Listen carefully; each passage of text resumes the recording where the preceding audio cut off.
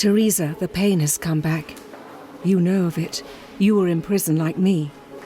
I feel myself getting older and taking on weight.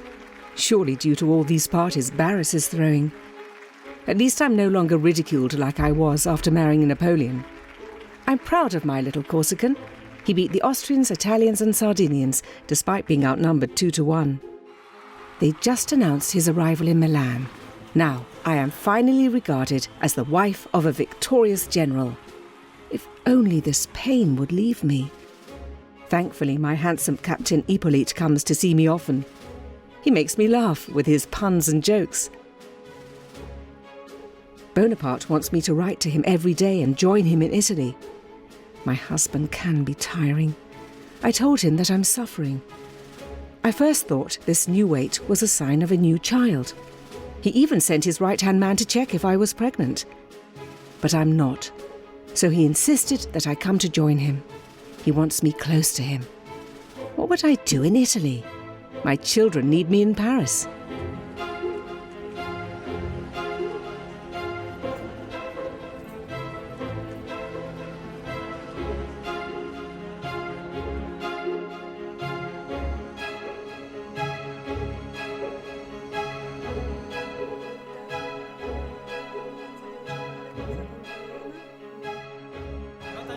Spring 1796.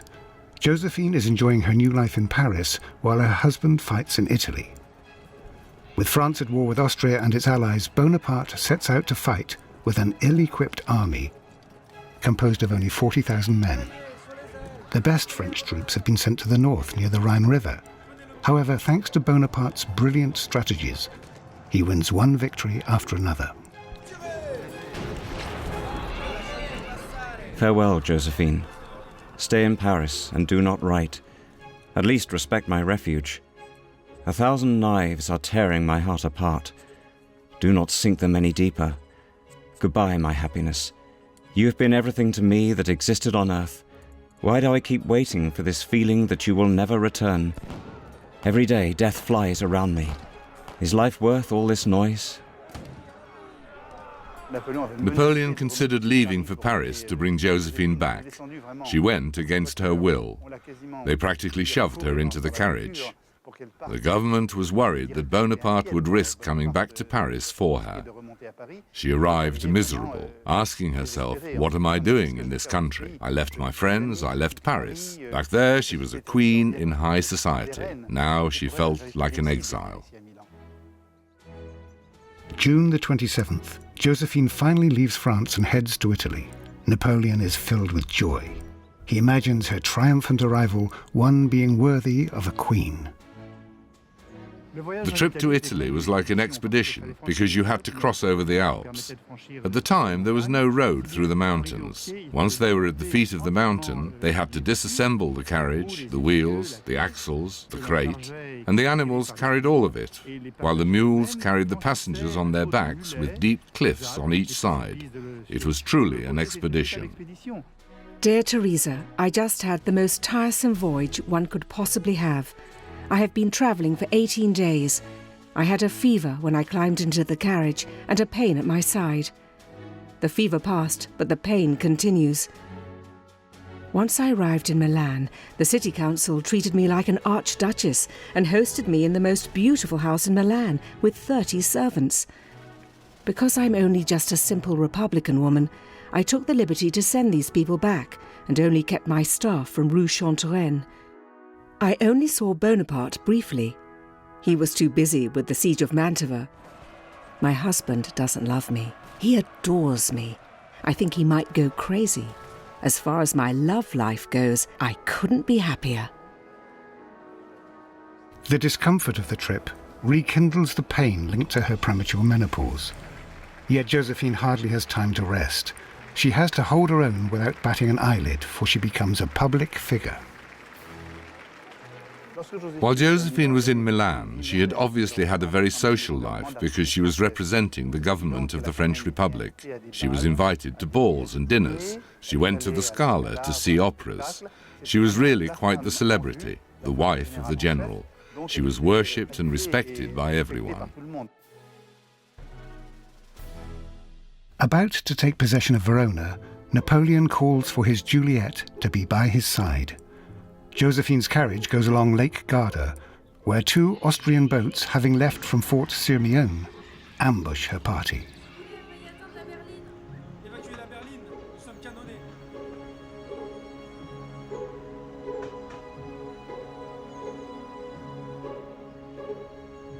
The boats fire cannons at Josephine, aiming specifically for her carriage.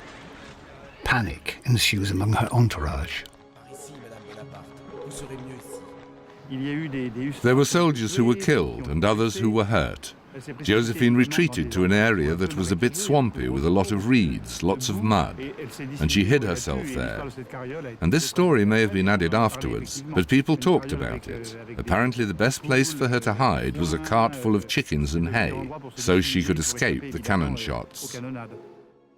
My life saved by chickens. I hope no one will talk of this. I can hear them now. She has given up her life in Paris to spend the afternoon in a cart full of chickens and hay. I was taken to the walled city of Peschiera, which was bombed by the Austrians. They're engaged in a counterattack behind our lines. I spent the night hidden under my cot, wondering if the next cannonball was going to hit my tent. I'm done with these battlefields. I won't take any more of this. Bonaparte's army falls back and chases off the Austrians to free his besieged wife, found exhausted and in tears. Enraged, Napoleon takes the offensive. His progress is seen as a liberation by many Italians yearning for a republic. He comes out victorious in the famous battles of Castiglione, Arcoli and Rivoli, consequently allowing him control of northern Italy, all the way to the shores of Venice.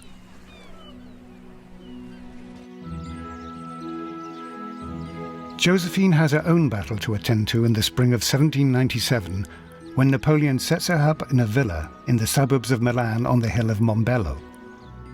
There, Josephine meets her in-laws for the first time. The villa still exists today, after having been turned into a psychiatric hospital and then an agricultural school. Hello, Mr. Chevalier. Welcome to the Villa Arcanati Crivelli. It's a pleasure to have you. I'll be guiding you around the building, which interests you more from the historical point of view than the architectural one. You're French, so you know well that Napoleon and Josephine resided here. While the outside hasn't changed much, the interior decor has unfortunately not been preserved as it once was, aside from the few murals on the ceilings. Mombello is where Napoleon's Corsican family joins force to battle against Josephine. They loathe the fact that Napoleon married a former aristocrat without the consent of the family's leader, his brother Joseph.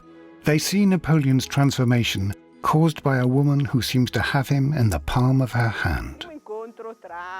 The first encounter between Josephine and Napoleon's mother, Laetitia Bonaparte, born Ramolino, and mother of a cohort of children, was not a happy one. Josephine made a great effort to charm Napoleon's family. And I think Napoleon's family were having absolutely none of it. They thought, excuse me, she was too old. She wasn't as pretty as she should have been. They resented the fact that she had a previous family. I read in the archives that Napoleon's sisters referred to her as the old woman. She was 7 years older than her husband, so they weren't completely wrong. And Laetitia Ramolino, a woman full of character, was completely different from Josephine. Napoleon was very anxious about women who, like his mother, were powerful and overbearing and dominant. One of the reasons he loved Josephine was that she was not this woman. I think he could not have borne to repeat the dynamic between him and his mother. What have I done to the Bonaparte family for them to treat me so terribly? Lord, this marriage is difficult. After having had to suffer his family's resentment, my husband now sends me off to Venice. I worry about my children. Is Hortense doing her lessons? And how is Eugene's military training going? Here, the people have just risen and taken down the government. They worry about the Austrians aiming for their city. Napoleon sends me in his place, while he contemplates whether or not to take up arms again. How much longer must I wait to return to France if this war picks up again?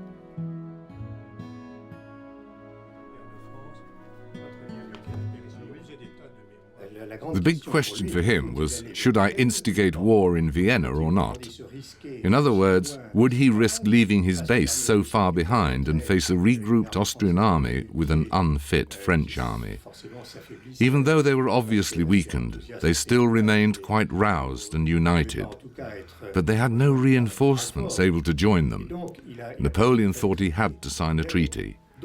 He had other things on his mind to think about besides Venice. So Josephine's role was to reassure the Venetians. They gave her a huge welcome, hoping she'd speak favorably of them to her husband.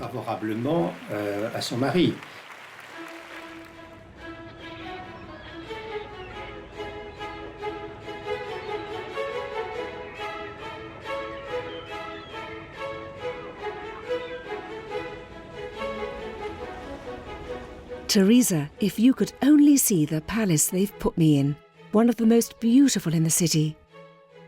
For goodness sake, how many parties and celebrations must I endure as the official representative of the French Republic? I miss my small Parisian home. Josephine came to this palace, one of the most popular and frequently visited in Venice at the time, because it belonged to a well-known family and because of the artwork that was kept here. Josephine's life in this palace was organized this way. Her bedroom was here. But as for her breakfast, she took it in the Tiepolo salon. Formal dinners that had a large number of guests couldn't be held here because of the construction that was taking place at the time. As a result, they held them in another palace owned by the cousins of their host in Santo Stefano. It was an enormous place, in working condition, and which is now the city's music conservatory.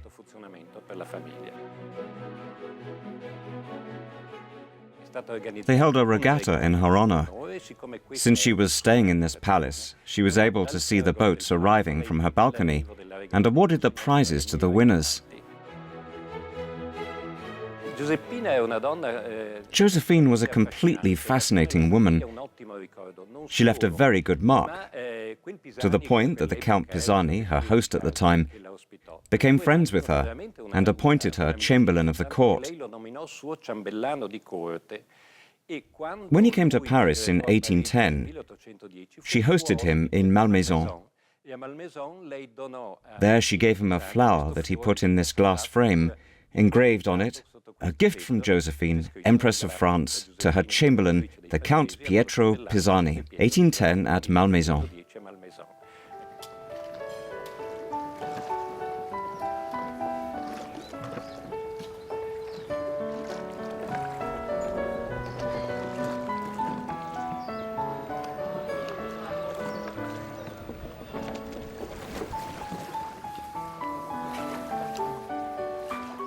Everywhere she goes, Josephine spreads her charm, makes friends, and rallies people to the cause of the Republic.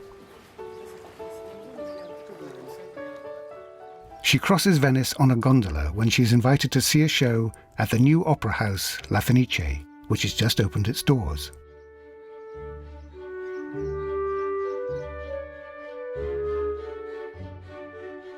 She is celebrated and applauded by the public, and a ball is held in her honor. However, her health remains unstable. She has trouble adapting to Italian food so different from that of her native home in Martinique. She writes to her daughter, I'm getting quite bored in Italy, despite all these celebrations they've been giving me, and the flattering welcome from the people of this beautiful country. I'm not used to being so far away from my dear children. I need to hold them against me. However, I have good reason to believe that moment is not very far away, which helps me recover from my pain.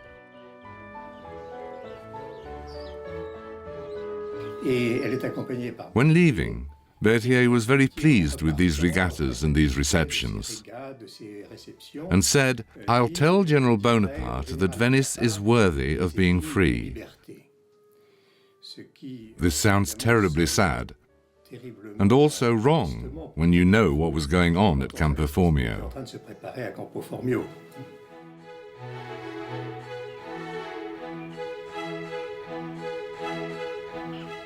Bonaparte has set himself up in Passariano in a grand palace, which is just as impressive on the outside as it is cold and bleak on the inside. Every other day he leaves me to go to Udine, about an hour away, to negotiate a peace treaty with the Austrians. I'm tired of being shut inside this huge palace. Why didn't Bonaparte put us in the city? So who was the owner in 1797 when Bonaparte stayed here? The palace belonged to the Doge of Venice, Ludovic Manin, who had just been overthrown in May 1797. It was the main residence of a family of Venetian nobles from Friuli. It was the biggest and most gorgeous palace to welcome the general and his staff. Napoleon chose it, not only because it was big and impressive, but also to humiliate the ex-doge.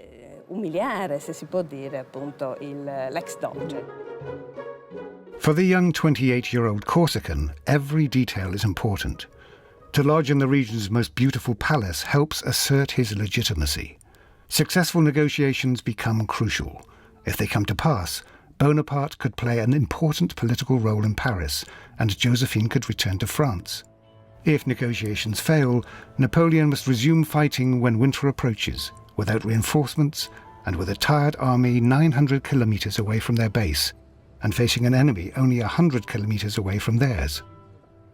Negotiations with the Austrian ambassador, Count Cobenzl, take place in the Florio Palace in Udine, now headquarters to the town's university.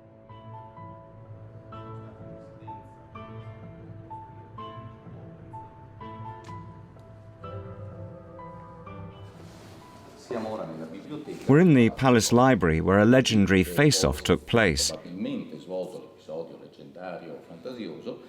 Napoleon got angry at the Austrians for nitpicking on different points in the treaty. He didn't like that. So he broke a porcelain tea set that belonged to Cobenzl and said, "I will destroy your monarchy, just like I've done to this tea set."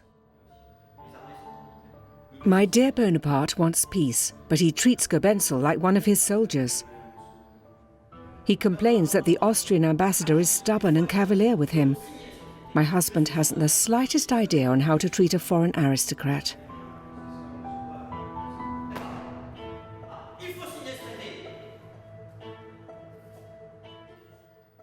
From what I could understand during our dinners with Cobenzl, the Austrians' demands aren't so conflicting to what Napoleon wants.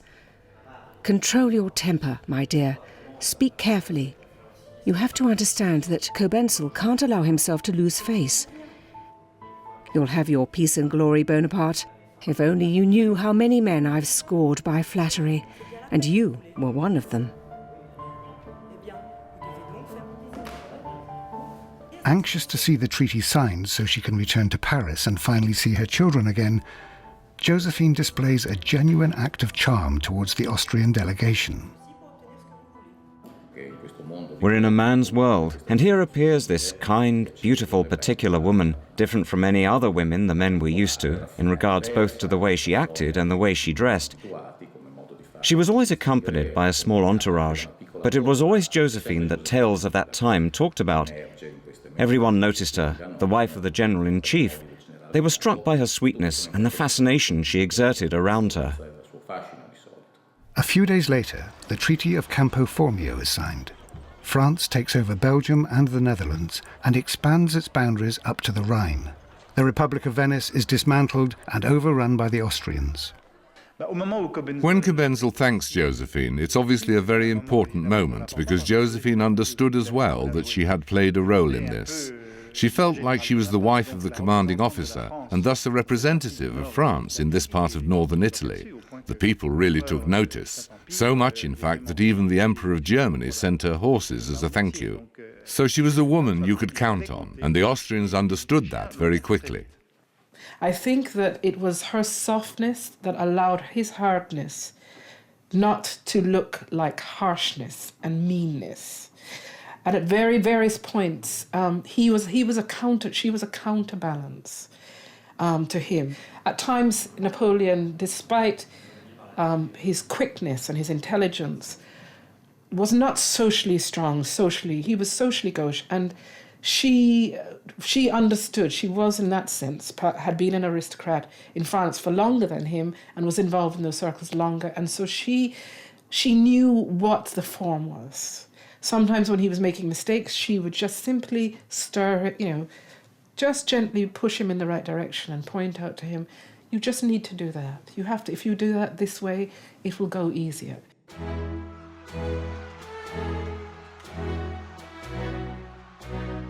The first Italian campaign makes Bonaparte a hero, assuring him of popularity amongst the French, but also wariness from the government, jealous of the Corsican general. They're almost relieved when Napoleon decides to lead a campaign to Egypt with a fleet of ships.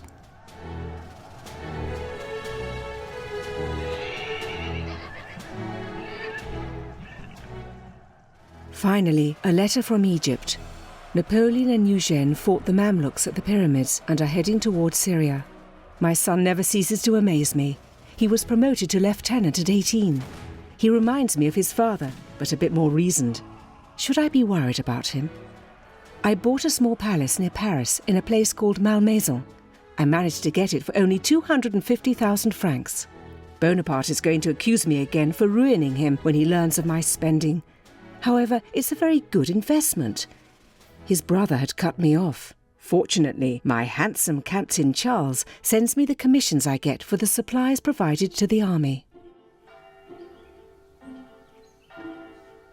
I'm in Plombières, in the Vosges mountains. Here everything is green, exuberant. It reminds me of my Martinique. The water in Plombières is reputed for its healing remedies. Bonaparte wants a child from me. Can I still have one at 36 years old?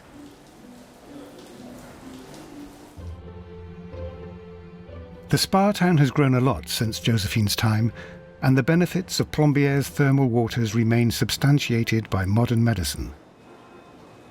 Sandra Goulin is trying to reconstruct Josephine's visit. In the company of the Historical Society's director, she finds herself in the Capucin Spa, where Josephine came every day to benefit from the hot steam emanating from a marbled chair in sessions lasting from 10 to 20 minutes. The original stone benches still exist today under floor tiling constructed at the end of the 19th century. She was desperate to change the course of the way her body was responding to the stresses in her life.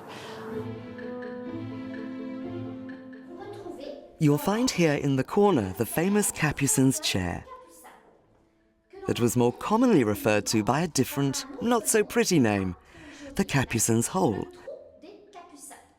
simply because it's a seat made of marble with a hole in the middle. So what did this chair do? Well, it was able to treat the sterility of women, so Josephine of Beauharnais used this chair to do just that. The treatment didn't work for her, but it did, however, work for others, according to certain manuscripts and books. The people in Plombières loved her very much. She was pleasant, she was nice, she was looking to please others. She was very happy. She loved to enjoy herself. It's a rural life here, and I think that is one of the things that Josephine really liked about it. It was very quiet. She reported in her letters that she led a very quiet life here, and I think that was a big change for her. Her stay in Plombières is shaken by a serious accident, putting Josephine's life at risk once again when a small dog passes by on the street where she resides. She scurried onto the balcony, accompanied by General Cole, Madame de Cambis and Citizen Latour, and the balcony collapsed by their weight, and Josephine fell. Fortunately, she landed on the shoulder of a cavalry soldier. His shoulder got dislocated, but Josephine, she fell on her butt. She didn't break anything, but it was still an experience. The Dr. Martinet ordered a sheep to be killed. Then he wrapped the warm sheepskin around her butt. The next day, Josephine's behind was all black, but it was healed. Josephine's flat at the time still exists today, including the balcony from which she fell. Seeing the balcony and standing on the balcony where Josephine was standing when she had her accident really brings home how real it was. And also seeing the marble chair that she sat in order to have her insides, vaporized. It just was an intimate look at her life here. The French fleet is destroyed by the English at the port of Aboukir. The mission in Egypt becomes a partial failure. Worried, Napoleon abandons his army struck by illnesses and decides to return to France. The government distrusts him. Furthermore, Napoleon is told that his wife is having an affair with Captain Hippolyte Charles. Knowing that she has been exposed to her husband about the affair with Hippolyte Charles, she takes off to meet him as soon as she learns he has landed in Fréjus. There are two routes, one through the Morvan Mountains and one through Burgundy. One of them took the first road and the other took the second. Hence, when Napoleon arrived at Rue de la Victoire, the house was empty. Enraged, he threw all her clothes out on the sidewalk, and when she arrived, the door was closed. She hammered on the door. She tried everything. Napoleon wouldn't open it. And finally, in despair, since she knew how much Napoleon loved her own children, who weren't responsible for her mother's mistakes, she had them come over.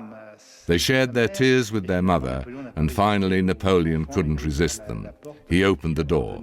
He forgave her, and that was the day when it finally clicked with Josephine. No more messing around. Napoleon knows he can count on his wife's charms and her social intelligence to take power in November 1799, when he prepares for his famous coup d'etat. Their relationship changes, and from that moment they become a political couple, since they understand each other very well. She understands him, she knows what he wants, and when he returns from Egypt, she helps him prepare for the coup d'etat. It starts out at her home on Rue Chantereine, and she rallies 3 of the 5 directors for Napoleon's cause. She's aware of everything. When he has to, Napoleon sends out Josephine. That's Josephine right there. It seems like she had no part in it, even though she has. And she does so with a lot of tact and skill. It's how she operates in order to succeed in many things, actually. The French Directory is abolished and replaced by the French Consulate, a political and authoritarian regime in which the powers of government are concentrated in one single man, Napoleon Bonaparte, who is appointed first consul. Josephine begins having doubts about herself. In Egypt, Napoleon had an affair with Pauline Fourès, the wife of one of his officers. He's now in Italy, facing the Austrians once again.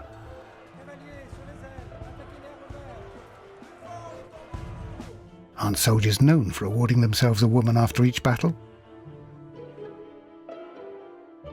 On his way home, Napoleon brings back with him Giuseppina Grassini, an opera singer from Milan who he continues seeing in Paris.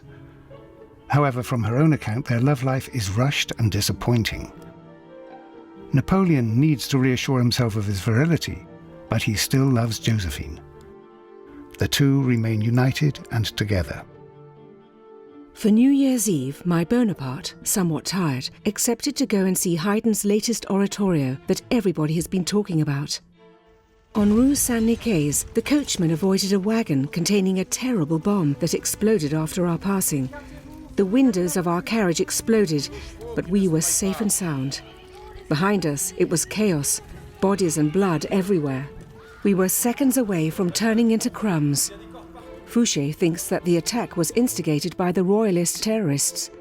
How much longer will my lucky star continue protecting me?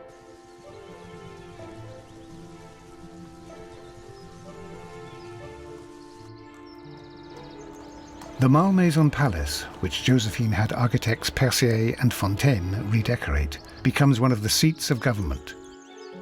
With its vast park of 1,800 acres, it is the place Napoleon much prefers. Every weekend, the couple return here, hosting picnic lunches, games and performances for their friends in high society.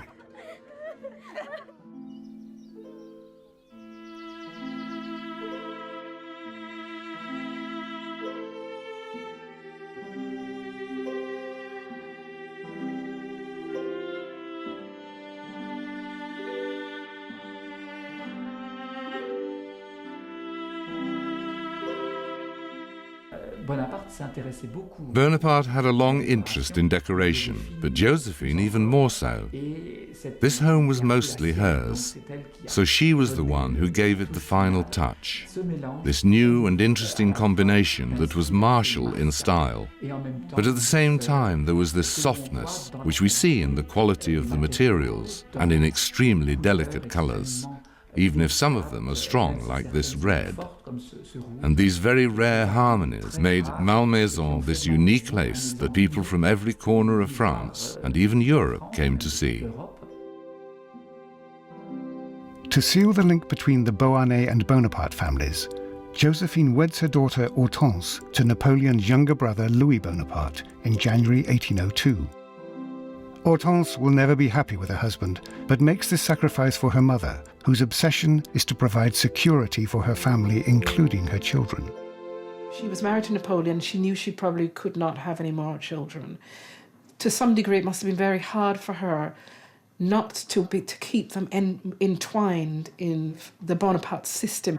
Her stability and security, as well as theirs and her wider family, was kind of entrenched in making sure that she held Napoleon. The Senate proposed the creation of an imperial regime. The sorceress was right. Yayet is going to be more than just a queen. However, my husband seems hesitant. I'm hearing everywhere that he's organised a grand ceremony followed by festivities. Eugène tells me it would be the opportunity to seal my fate with him. Napoleon informed me that he's going to restore proper etiquette and that I would have to speak to him formally. This Corsican will never stop surprising me. He was ambivalent. He wasn't exactly rushing to have her crowned. And she was aware that if he didn't crown her empress, that there was a good chance she'd be put aside, I think. So I think that there was ambivalence, and I think there was a real sense that she needed to become empress to keep hold of him, her position, and her relationship with Napoleon. Josephine felt that it was a key moment for her. First, she wasn't really reassured by her simple civil marriage to Napoleon. So she told the Pope that she hadn't had a religious marriage, and the Pope said, no marriage, no coronation. And this was the day before. Very clever she was. Napoleon was forced to accept having a religious ceremony. They held it behind closed doors in Tuileries, and the next day they had the coronation. It was very important to her. She already knew she couldn't have children and did make Napoleon believe otherwise for a moment, but now she knew it. This coronation was like a guarantee for her. She was crowned by Napoleon and married by the Pope, so she felt completely invincible.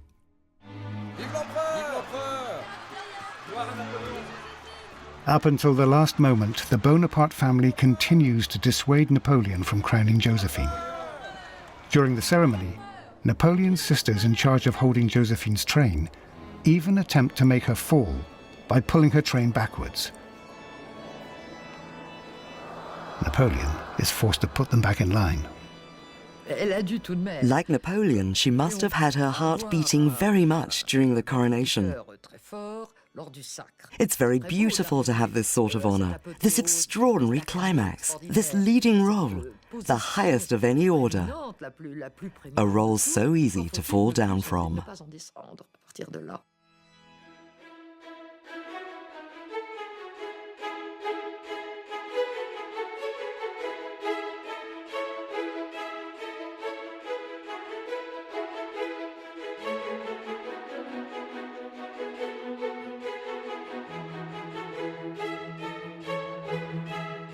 6 months later, Napoleon is crowned King of Italy in Milan Cathedral. He names his adoptive son, Eugène Beauharnais, the Viceroy of Italy. Throughout the country, the imperial couple is welcomed with great enthusiasm.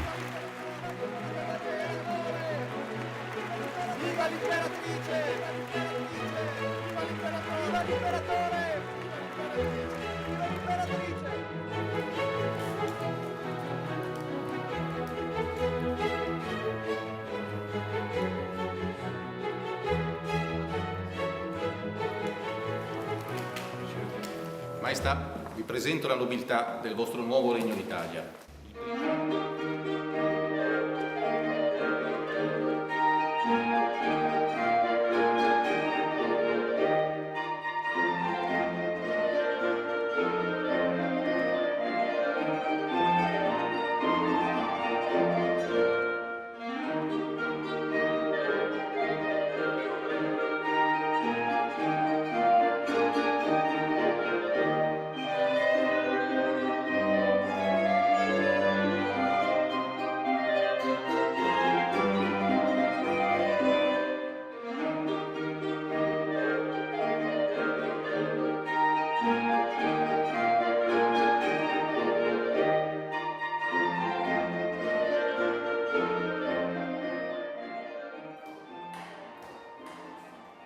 September 1805.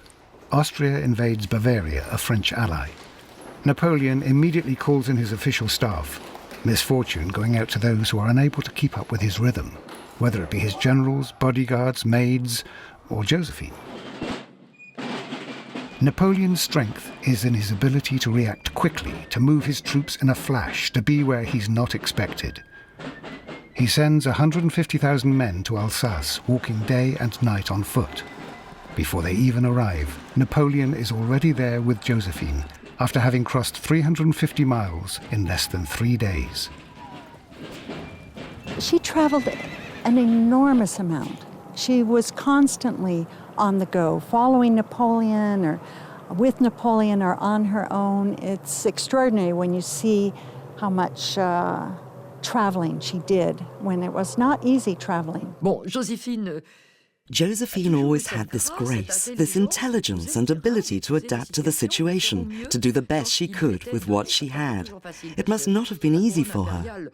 The imperial crown, with its marvelous diamonds and all, was also a crown that had many thorns. There were roses, but there were also thorns. It was hard for her. The empire was hard. It was a time of conquest and ongoing wars. God knows that she accompanied Napoleon many times behind the scenes during his battles.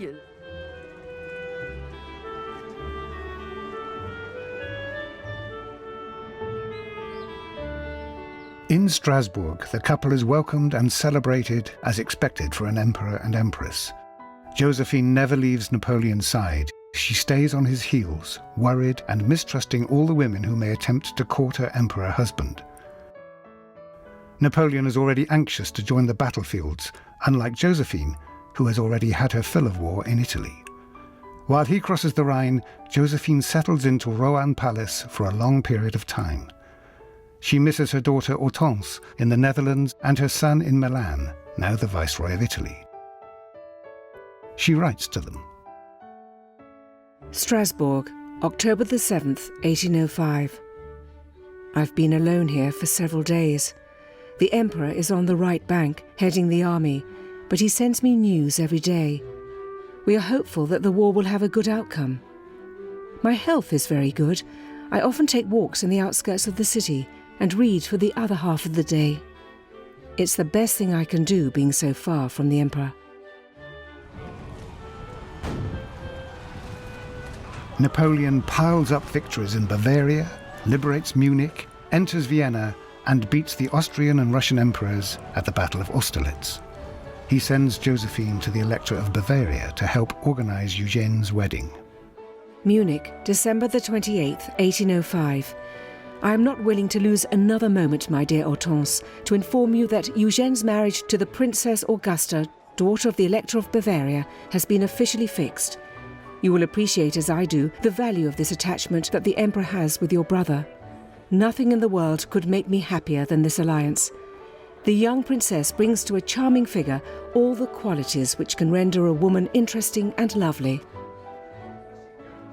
This marriage becomes another victory for Josephine as it strengthens the position for her son. As for Napoleon, he also continues to be victorious, engaging increasingly growing armies in numerous bloodbaths. After Austria, he becomes ruler of Prussia and Poland, leaving Josephine far behind. Then, on January 1st, 1807, at a post house along the road to Warsaw, the inevitable happens. The emperor is approached by a young 26-year-old woman who is to change the fate of the imperial couple. Her name is Marie Walewska. Taken by her charm, Napoleon courts her and sets her up in a palace in Prussia. Napoleon felt that it was part of almost his position to be with other women. It was part of almost, what rulers did. They weren't faithful to their wives, and they did have affairs.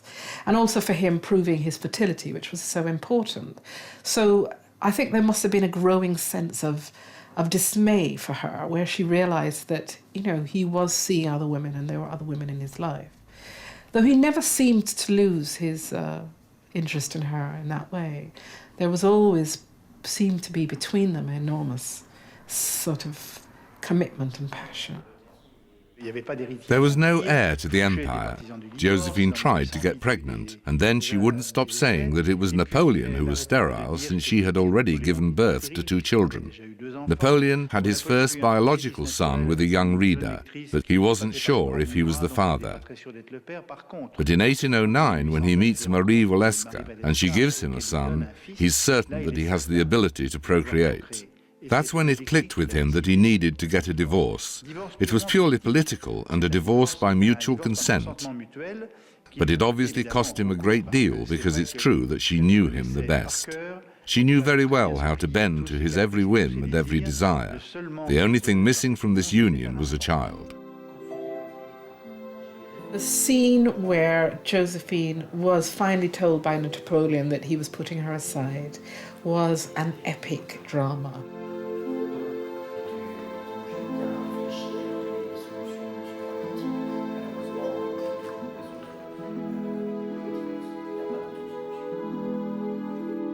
The Chamberlain was called for, and he lifted her up and had to carry her out. But Josephine still had the sense and was together enough to look up at him and say quietly, "Your sword is sticking into me." So she wasn't quite as hysterical as she thought. But she made the moment work for her, and she made the moment a dramatic one. And I think even that quality was one of the reasons why Napoleon loved her. He loved all that. He loved women's tears. He loved a scene. I don't think he himself would have been content if that scene had not been an epic and dramatic one. So she sacrificed herself for the good of France. On the day of the divorce, in front of the court and the imperial family, Napoleon declared, "She has graced 15 years of my life." It was a very strong statement, and something that you wouldn't usually say when getting a divorce. Many heartful thanks for not forgetting me. My son just brought me your letter. I read it with such eagerness. However, it took me some time, as there was not one word that didn't make me cry. I've regained my spirit back, but my heart will always remain the same. There are feelings that are for life, which can only be undone by death. Be happy, as you very well deserve it. My whole heart speaks to you. Josephine retires to Malmaison Palace, the one home close to her heart which Napoleon passes down to her. For the past several years, she's had greenhouses built and established a remarkable collection of animals, plants and flowers. Botanists at the time even consider her one of their own. Despite his marriage to the Austrian Princess Marie-Louise, Napoleon continues to write to Josephine and occasionally visits her. Finally, the most moving time of her life was probably after the divorce, when she returned back to being a simple woman, even though she still kept her title as Empress. She had time to travel, she took care of her kids, and she was an extraordinary and admirable grandmother, which we find out through letters she wrote to her daughter. June 1812. Napoleon forges ahead towards Russia with the biggest army ever assembled, almost 700,000 men. As the Russians continue to fall back, they begin using scorched earth tactics to destroy everything, leaving the French with nothing. In September, Napoleon invades Moscow, but the Russians burn the city down. Napoleon hopes for a compromise and gives the signal to retreat, but his army, without any supplies, finds itself trapped by the cold and snow and harassed by the Cossacks. The destruction of the Grande Armée marks the beginning of the end for Josephine's former husband. In September 1812, when she learns of his retreat, she leaves Milan, and afterwards she shuts herself inside Malmaison and would never leave again. She stayed there and sent letters to the emperor saying, "My lord, come back to us. The French people are waiting for you." She was really disturbed by all these defeats. It really hit her hard in the end and weakened her very much.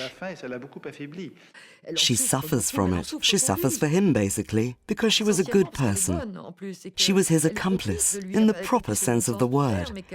She married Bonaparte for better and for worse. Even though she was divorced, she continued to vibrate and feel for him. She was very perceptive, and she saw where things were going, and all this affected her a great deal. My lord, the pain you have is also my own, and it will always be in my heart. I'm writing to you because I can't resist the need to tell you that I can never resist from loving you with all my soul. In March 1814, Napoleon is forced by his marshals to resign from the throne. He's exiled to Elba Island. Josephine becomes worried. What a week I've had, my dear Eugène. How I suffered from the way they've treated the Emperor. The newspapers only spilling verbal abuse and ingratitude from the people he helped pave the way for. But there's nothing else to hope for. It's done. He's resigning. My dear son, where are you? What are you doing? I'm living in a trance with a terrible anxiety. Farewell, my dear Eugène. I wish that we'll all be reunited soon. All the German princes who she met in 1807 in Fontainebleau and in other places were so grateful to have had someone who was lovely and kind to them at a time when they had nothing. Now that she had been abandoned, they couldn't leave a charming lady like that hanging. So they gave the Beauharnais family special treatment. All the Bonapartes had left. So the future King of Belgium, Leopold I, did everything he could to help the family and encouraged the Tsar to visit Malmaison. The Tsar was obviously a little cold, but he was an absolutely extraordinary man, and he eventually warmed up and felt at ease at Malmaison. He came very often, even up to the eve of Josephine's death.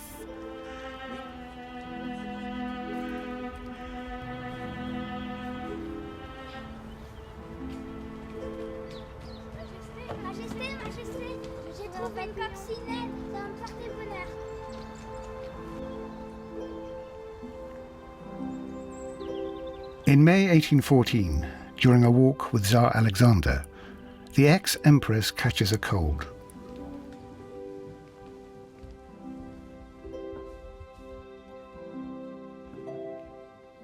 Despite the persistent pain, Josephine puts on a brave face at a dinner hosted for her children Eugène and Hortense, the Tsar and her close friends.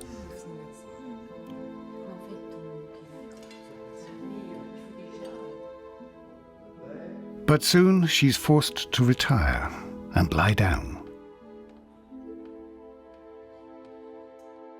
I've been fighting my whole life. I escaped the guillotine and Austrian cannonballs. I survived a hurricane, a balcony fall, a bombing, and a husband who put Europe through fire and blood.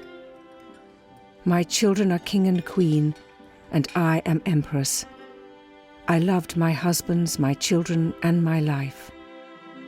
Now this pain that has taken a hold of me, where will it lead?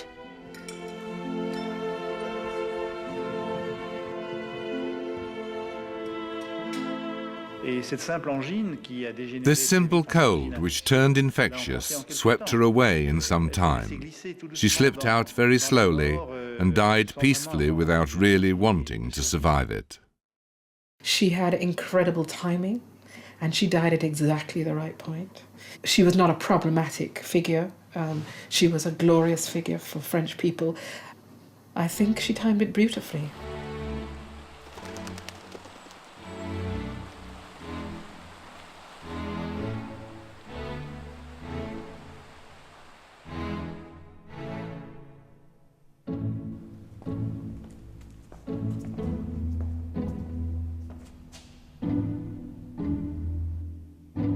Sweet, incomparable Josephine, by what art have you captivated all my faculties and concentrated my whole being in you?